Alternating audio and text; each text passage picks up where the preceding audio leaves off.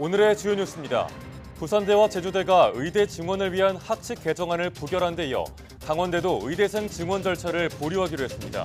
정부는 신입생 모집 자체를 정지시킬 수 있다고 경고에 나섰지만 다른 대학들도 부결 움직임에 동참할 수 있어 의대 현장의 혼란은 더욱 커질 전망입니다.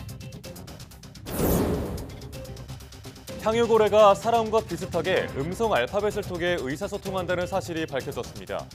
향유고래 2마리가 주고받는 소리를 분석했더니 전미사처럼 끝부분에 독특한 추가음이 붙는 등 최소 143개의 음성 조합이 확인됐습니다. 일본 정부가 라인 야후에 네이버와의 자본관계 재검토를 지시한 가운데 라인 야후 역시 네이버에 지분 매각 요청을 한 걸로 확인됐습니다. 라인 야후에 있던 유일한 한국인 이사마저 교체되면서 네이버 배제설이 현실화되고 있습니다. 영국 정부가 빅테크 플랫폼에 아동 보호를 위한 나이 확인 강화와 알고리즘 재구성을 요구했습니다. 아동안전 행정지침을 지키지 않은 기업은 이름을 공개하고 미성년자 사용 차단 등 강력한 조치도 고려 중이라고 밝혔습니다.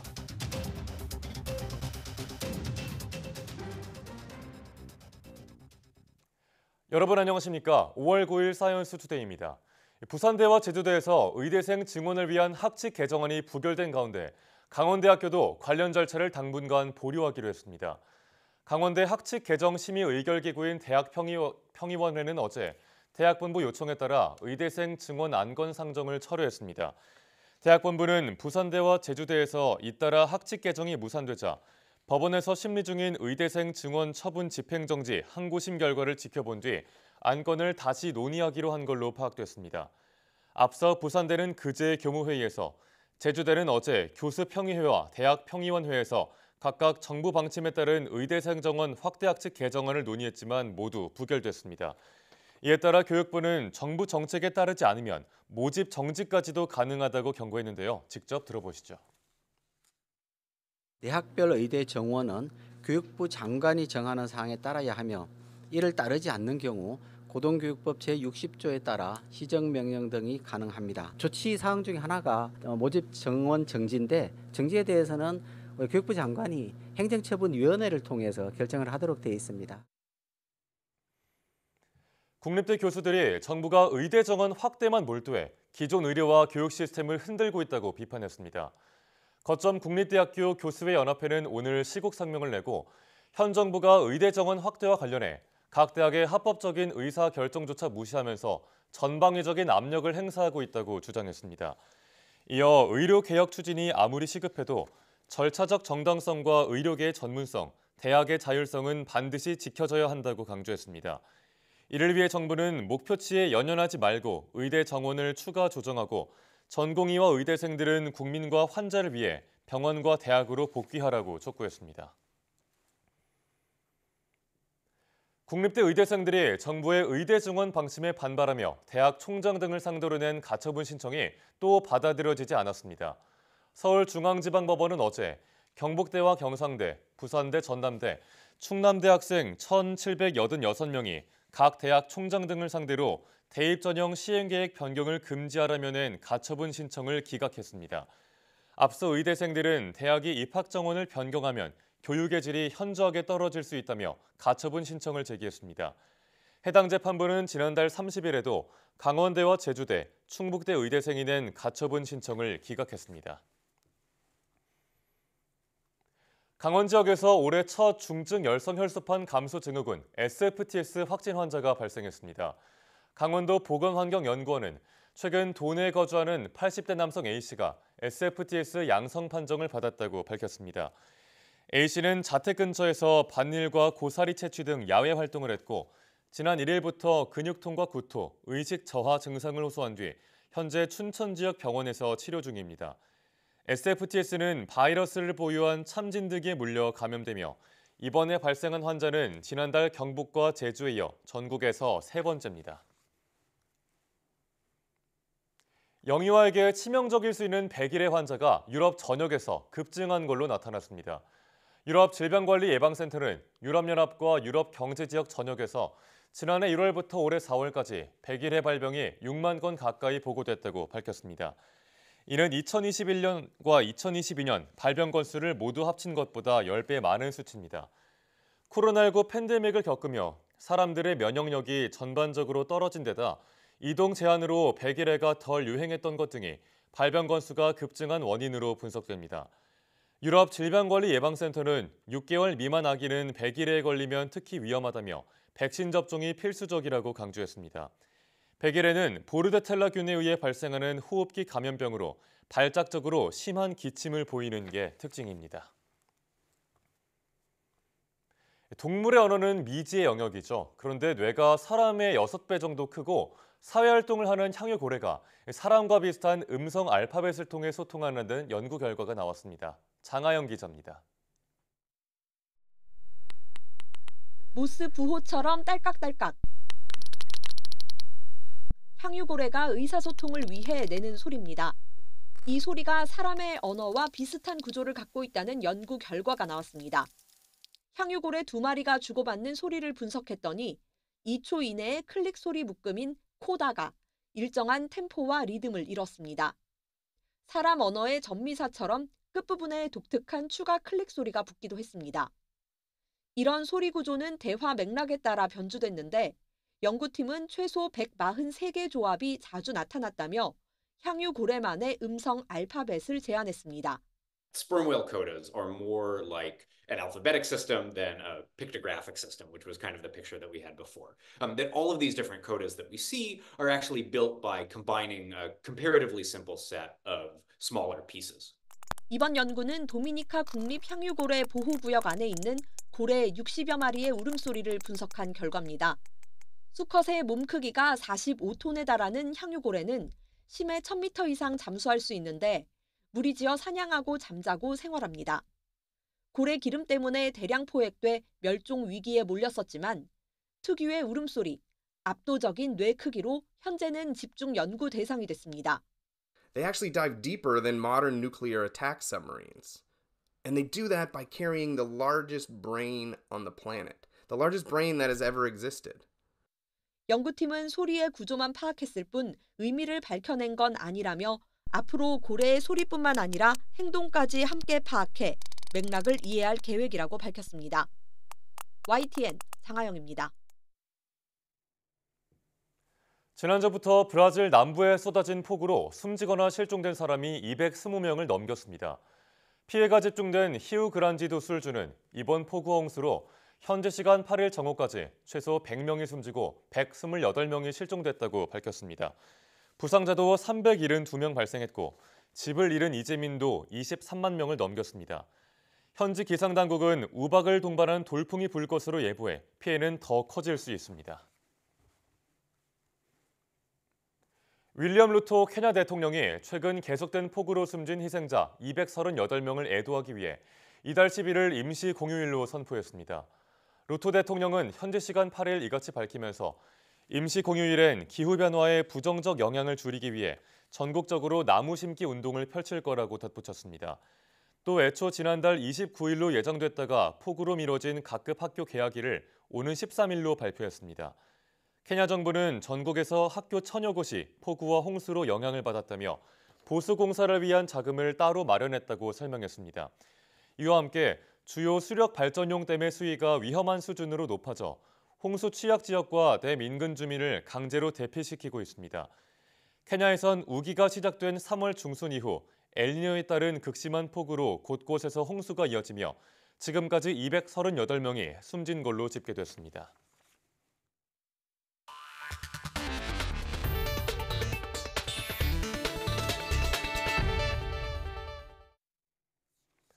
일본 정부가 라인 야후에 네이버와의 자본관계 재검토를 요구한 가운데 라인 야후가 네이버에 지분 매각을 요청한 걸로 확인됐습니다.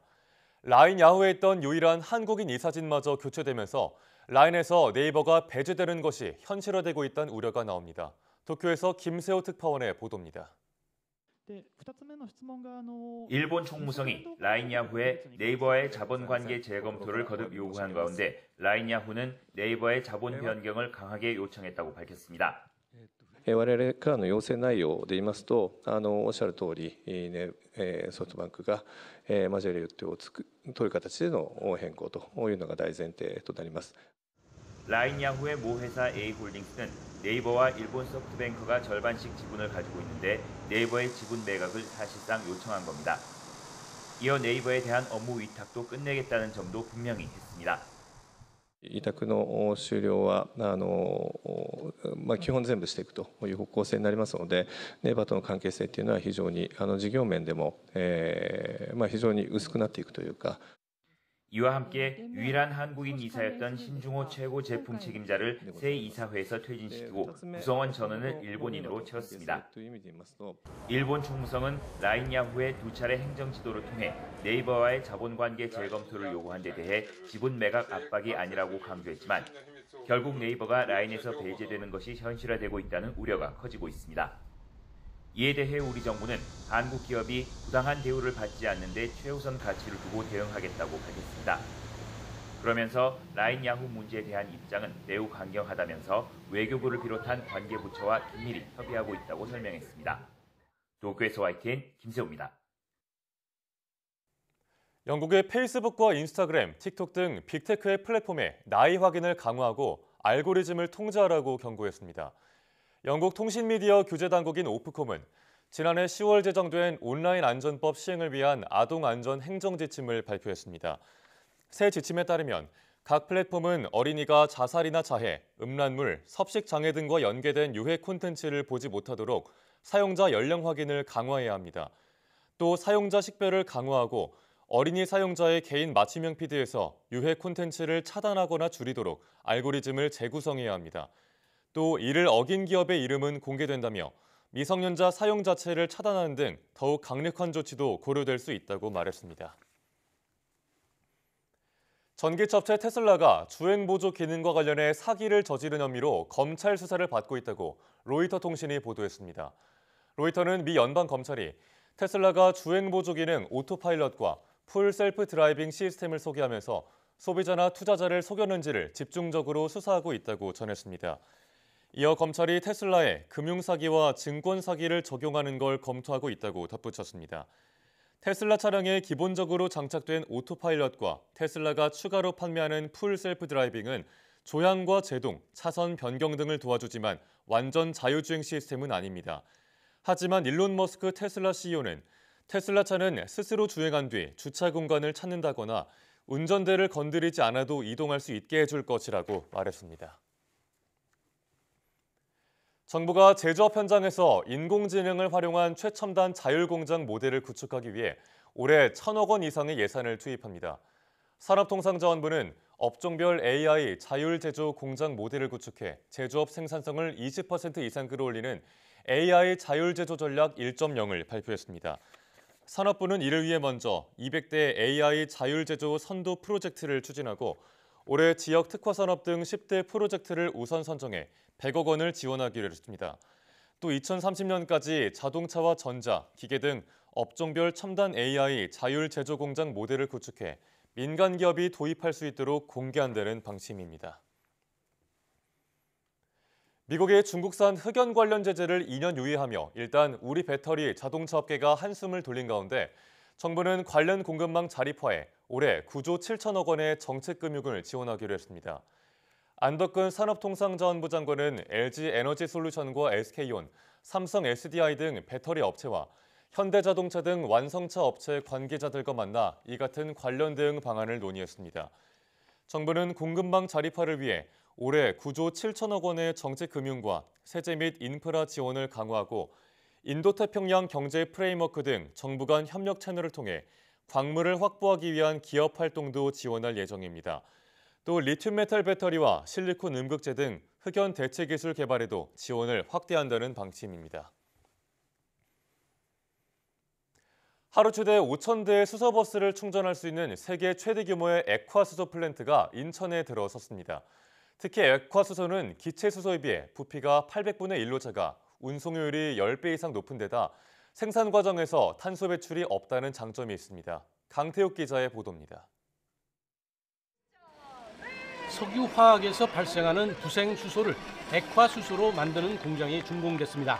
연간 30만 톤, 1년 동안 수소버스 5,000대를 충전할 수 있는 양을 생산하는 세계 최대 규모입니다. 미국과 프랑스 등 전 세계 9개 나라만 가능한 영하 253도의 극저온 상태로 냉각하는 첨단 기술이 활용됐습니다. 특히 저장 시의 온도는 우리가 음료수 캔보다 적은 2바를 유지 때문에 안전성이 상당히 높습니다. 또한 그런 장점을 위해서 충전 시 기체 수소에 비해 충전 속도가 월등히 짧고 빠릅니다. 액화수소는 기체수소에 비해 부피가 800분의 1로 작아 운송 효율은 10배 이상 높아서 대용량 저장과 운송에 유리합니다. 특히 저압에서도 운송할 수 있어 안전성이 높고 빠른 충전 속도와 짧은 충전 대기 시간 등도 강점입니다. 그런 만큼 LNG, 즉 천연가스나 전기버스보다 훨씬 효율적이라는 평가입니다. 액화수 충전소는 펌프로 가압을 해서 압력을 올려서 기화를 시켜서 충전하기 때문에 15분에서 20분 이내에 충전이 가능하기 때문에 버스 정시성 확보에 탁월한 능력이 있다고 볼 수 있겠습니다. 지역의 이 공장을 가동하게 된 인천시는 수소경제 생태계 조성을 위한 지원과 투자를 확대한다는 전략입니다. 지역경제 발전은 물론이고 탄소 중립이라고 하는 대한민국의 목표를 인천시가 선도하는 지역으로 발돋움하게 되었습니다. 여기에 이미 전국에서 가장 많은 수소버스를 더 늘리고 트럭과 택시, 산업용 장비 등으로 활용 범위도 넓히겠다는 계획입니다. YTN 강태욱입니다. 승승장구하던 쿠팡이 7분기 만에 적자를 기록했습니다. 초저가를 앞세운 알리와 테무 같은 중국 업체들, 이른바 C커머스의 거센 공세와 명품 플랫폼 팟패치 인수가 그 원인인데요. 쿠팡은 질 좋은 국산 제품 판매를 늘리는 전략으로 맞서겠다는 계획을 내놨습니다. 보도에 오동건 기자입니다. 쿠팡 멤버십에 가입한 사람들만 볼 수 있는 이달의 혜택입니다. 멤버십을 통해 절약됐다고 주장하는 내용이 담겨 있습니다. 신규 멤버십 가격을 올린 쿠팡은 혜택을 늘리는 등 가입자 관리에 애를 쓰고 있습니다. 앱 분석 사이트에 따르면 가격 인상에도 지난달 가입자가 4만 1천여 명 증가한 것으로 나타났습니다. 계속 제가 쿠팡을 좀 편하게 썼다 보니까 가격이 조금 오르더라도 뭐 혜택을 받고 이런 게 많으니까 계속 쓸 것 같아요, 저는. 그러나 가입자가 늘어난 상황에도 쿠팡은 마냥 웃을 수 없었습니다. 1분기 실적이 생각보다 저조했기 때문입니다. 쿠팡의 1분기 매출은 분기 기준 처음으로 9조 원을 돌파했지만 영업이익이 1년 전보다 절반 넘게 줄었습니다. 영업의 비용과 세금 등을 뺀 1분기 단기 순손실은 2,400만 달러, 318억 원을 기록했습니다. 7분기 만에 다시 적자로 돌아선 것입니다. 매출은 지난해 같은 기간보다 28% 늘었지만 영국의 명품 플랫폼 팟패치 인수로 인한 손실 1억 1,300만 달러가 고스란히 마이너스로 작용했습니다. 팟패치에서의 실적이 적자로서 상당히 큰 규모였다라는 것이 첫 번째 원인이고요. 두 번째로는 국내 경쟁 상황이 치열해지다 보니까 거기에 따라서 판매 촉진 비용이 상당히 많이 들어간 것이 아닌가. 알리와 테무 같은 중국 전자상거래 업체의 한국 진출도 큰 영향을 끼쳤습니다. 쿠팡에서 뭐 살 때 전자제품이나 이런 것들 살 때는 일단 쿠팡에서 보고 알리테무에 비슷한 게 아닌 파는지 확인해보고 사거든요. 그럼 대부분 다 수입품들은 알리테무에서 더 싸게 팔아서. 김범석 쿠팡 의장도 이를 의식해 중국 업체의 성장을 견제하며 오지 배송 확대 등 고객 혜택을 강화하겠다고 밝혔습니다. We purchase and sell that are manufactured in Korea from $13 billion in 2023 to over $16 billion in 2024. 하지만 국내 경쟁 업체들도 쿠팡에서 탈퇴한 가입자를 잡기 위해서 각종 혜택을 쏟아내고 있고 8월에는 기존 가입자의 구독료 인상도 예정돼 있어 올해 쿠팡 실적의 변수로 작용할 것으로 보입니다. YTN 오동건입니다. 미국 보잉사의 화물기가 앞바퀴가 내려오지 않아 동체로 비상 착륙하는 아찔한 사고가 일어났습니다. 연초부터 보잉사의 항공기들이 각종 사고에 휩싸이면서 미국 의회에선 청문회까지 열렸지만 그 후에도 사고가 끊이지 않고 있습니다. 유투건 기자입니다. 활주로에 내려앉은 항공기가 앞바퀴가 아닌 기체 앞부분으로 착륙을 시도합니다. 육중한 기체와 활주로가 마찰하면서 불꽃이 튀어오릅니다. 위험천만했던 착륙이 무사히 마무리되자 대기하고 있던 소방차부터 몰려와 사고를 수습합니다. 화물 운송업체 페덱스 소속 보잉 767 화물기가 랜딩기어의 고장으로 앞바퀴가 내려오지 않자 동체로 비상 착륙하는 장면입니다. 공항 측은 훼손된 활주로를 임시 폐쇄하고 보수 작업을 벌였습니다. Uçağın pistten alınması gerçekten şimdi söylememiz çok zor bir şey. Önce soruşturmanın bitmesi lazım. Arkasından hava yolunun uçağına ne yapacağına karar vermesi lazım. 미국 보잉사의 항공기에선 연초부터 크고 작은 사고가 잇따르면서 논란이 커졌습니다. 지난 1월엔 5,000m 상공을 날던 여객기에서 창문과 벽체가 뜯겨나가 비상 착륙했습니다. 3월과 4월에도 활주로에서 이탈하거나 이륙하던 순간에 엔진 덮개가 날아가는 아찔한 사고가 이어졌습니다. 급기야 미국 상원에선 청문회까지 열렸고 보잉사의 내부 고발자는 생산 속도를 높이려고 여객기 제조 방식을 편법으로 바꿨다고 폭로했습니다. In a rush to address its bottlenecks in production, Boeing hit problems, pushing pieces together with excessive force to make them appear that the gaps don't exist, even though they exist. 청문회가 끝난 뒤에도 사고는 끊이지 않아 최근에 막 이륙한 여객기에서 이상 탈출용 슬라이드가 떨어져 나가기도 했습니다. YTN 유통원입니다. 중국 온라인 플랫폼에서 판매하는 슬라임에서 가습기 살균제 성분이 검출되고 학용품에선 프탈레이트계 가소제가 나왔다고 서울시가 밝혔습니다. 서울시는 중국 플랫폼인 알리익스프레스와 테무에서 판매 중인 어린이 완구 5개와 학용품 4개 제품을 검사한 결과를 공개했습니다. 어린이 촉감놀이에 쓰이는 슬라임 2종 가운데 1종에선 가습기 살균제 성분인 클로로메틸 아이소티아졸리논과 메틸 아이소티아졸리논이 검출됐습니다. 또 다른 제품에선 슬라임 장식품에서 프탈레이트계 가소제가 기존치 대비 213배의 초과 검출됐습니다. 어린이용 필통에서도 프탈레이트계 가소제가 최대 146배 많이 나왔고 어린이용 샤프 펜슬 금속 팁에선 기준치를 1.6배 초과한 납성분이 검출됐습니다. 요즘 하루가 달리 치솟는 고물가 속에 건축 자재비를 비롯한 공사비 상승으로 재건축 재개발 시장도 얼어붙었습니다. 부동산 경기가 좋을 때 정비 사업은 그야말로 황금 아래 거위였지만 치솟은 공사비로 인해 이제는 조합과 건설사 모두 고개를 젓는 찬밥 신세가 됐다고 하는데요. 그 실태를 김기봉 기자가 보도합니다. 지은 지 39년 된 서울 강남의 한 아파트 단지. 지난달 말 재건축 시공사 선정을 위한 입찰을 했지만 건설사 한 곳도 나서지 않았습니다. 현장 설명회 왔던 10개 건설사 중 어느 곳도 사업 제안서를 내지 않은 것입니다. 나름 최대한 높은 공사비를 제안했는데도 맥없이 유찰된 데 대해 조합은 당황스럽습니다. 이럴 줄 몰랐다고 실망은 하죠. 우리는 당연히 될 거라고 생각했으니까요. 지금 이렇게 어려우니까 시공자들이 조합을 길들이기 위한 카르텔을 형성한 거 아니냐 이런 의심도 하고요. 재건축 열기가 가장 뜨거운 강남에서마저 이처럼 시공사를 찾지 못하는 사례가 잇따르고 있습니다. 공사 원가가 이미 크게 오른 데다 추가 상승도 예상돼 건설사로서는 웬만한 가격으로는 사업성이 나오지 않는다는 판단입니다. 이렇다 보니 시공 능력 10위권 건설사 가운데 무려 7곳이 올해 1분기 정비 사업 수주 실적이 아예 없는 실정입니다. 이미 체결된 계약도 거의 대부분이 공사비를 올려 재계약 협상을 하는 상황입니다. 2017년 3.3제곱미터당 569만 원의 공사비로 계약을 했던 서울 서초구의 이 재건축 조합은 최근 1,300만 원, 2.3배로 불어난 공사비로 다시 계약을 맺었습니다. 그나마 울며 겨자 먹기로 재계약을 합의한 곳도 있지만 늘어난 조합원 분담금으로 재계약에 실패해 결국 분쟁으로 접수되는 건수도 최근 몇 년 새 늘어났습니다. 분양성 악화를 우려한 건설업계가 소위 알짜배기 단지에만 집중하려는 모양새입니다. 당분간 비인기 지역, 비인기 단지의 재건축, 재개발 사업은 요원해 보입니다. 더욱이 최근 위축된 부동산 경기로 어렵게 재건축을 해도 자산 가치가 크게 오를 것 같지 않다는 위기감이 정비 사업 시장을 더욱 얼어붙게 하고 있습니다. YTN 김기봉입니다.